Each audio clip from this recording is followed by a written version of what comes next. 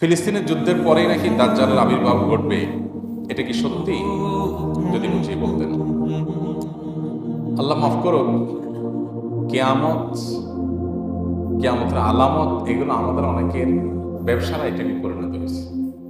এই কথাটা এই জন্য বলা যে কেয়ামত রিলেটেড মুখরোচক অনেক কিছু তিলের তাল বানায়া চমকপ্রদভাবে উপস্থাপন করে আমরা অনেকে ভিউ কামাই, আমরা ভিডিও আপনার রিচ বাড়াই।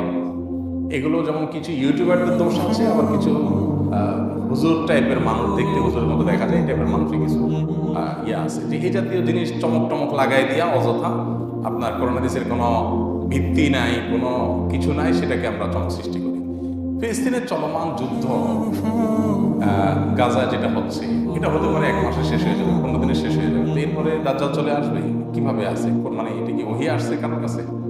এরকম যদি কেউ দাবি করে থাকে তাহলে এটার কোনো ভিত্তিতে কোনো হাদিসে নেই। দাজ্জাল আসার জন্য এরকম কোনো দিনক্ষণ ঠিক করে কেউ বলতে পারে না। আপনি যদি বলেন যে পুরো ফিলিস্তিনের যে লড়াই চলছে, এই পুরো ফিলিস্তিন মুক্ত হয়ে যাবে, ইয়াহুদিরা অপদস্থ হবে, সেটার জন্য তারপরে দাজ্জাল আসবে, তো সেটা কবে হবে সেটা তো একমাত্র আল্লাহ তাআলা ভালো জানেন। আর এরকম কোনো কথাও তো হাদিসে কোরআনে এইভাবে বলা হয়।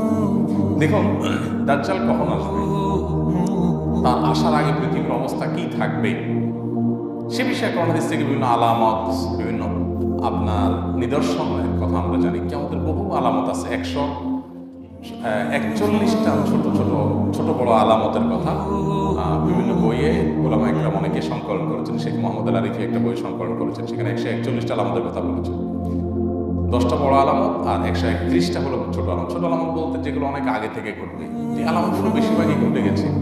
দাজ্জাল আসার আগে, ইমাম মাহদী আসার আগে পৃথিবী জুলুমে পরিপূর্ণ হয়ে যাবে। ইমাম মাহদী আসার আগে বিশেষ করে পুরো পৃথিবী জুলুমে পরিপূর্ণ হয়ে যাবে, কোথাও ইনসাফ বলতে কিছু থাকবে না।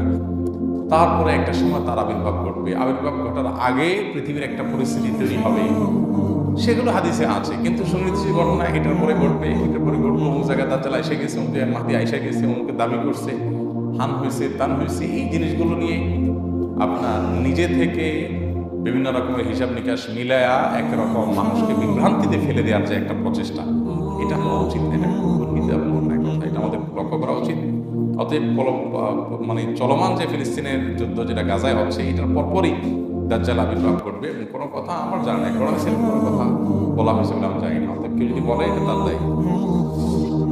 আমার 3টি সন্তান, তবে হ্যাঁ এটা ঠিক যে দাজ্জাল আসার আগে পৃথিবীতে দাজ্জালের আলোচনা উঠে যাবে। এমন কোন নবী পৃথিবীতে আসেন নাই যে নবী দাজ্জাল সম্পর্কে মানুষকে সাবধান করেন নাই। এবং নবী করিম সাল্লাল্লাহু আলাইহি ওয়াসাল্লামের বিভিন্ন হাদিস থেকে আমরা জানতে পারি যে দাজ্জালের আবির্ভাবের, দাজ্জালের পৃথিবীতে তার প্রকাশ ঘটার আলামত হলো মানুষ দাজ্জাল আলোচনা ভুলে যাবে। অতএব কিয়ামতের আলামতের আলোচনা করা নিষেধ না, আলোচনা করতে হবে। কোরআন হাদিসে যা আছে তা, মন গড়া মুখরোচক কথা দিয়ে চমক সৃষ্টি করার জন্য না। অবশ্যই দাজ্জাল আগমন কখন করতে পারে, তার কোন বৈশিষ্ট্য, তার বৈশিষ্ট্যগুলো কি থাকবে, তার আলামতগুলো কি থাকবে, সেগুলো আমাদের জানা থাকবে। এবং সেই সাথে তার থেকে আত্মরক্ষার জন্য আমরা আমাদের শেষ বৈঠকে দাজ্জাল থেকে পানা চাওয়ার দোয়া আছে, সেটা পড়ব। সূরা কাহফের প্রথম 10 আয়াত মুখস্থ করার কথা আছে, সেটা করব। সূরা কাহফ তেলাওয়াতের কথা বলা আছে, ঈমানকে মজবুত করতে হবে। এগুলো করলে দাজ্জালের ফিতনা থেকে আপনি বাঁচতে পারবেন। কিন্তু আগে থেকে বিভিন্ন মুখরোচক কথা যেন আমরা না বলি।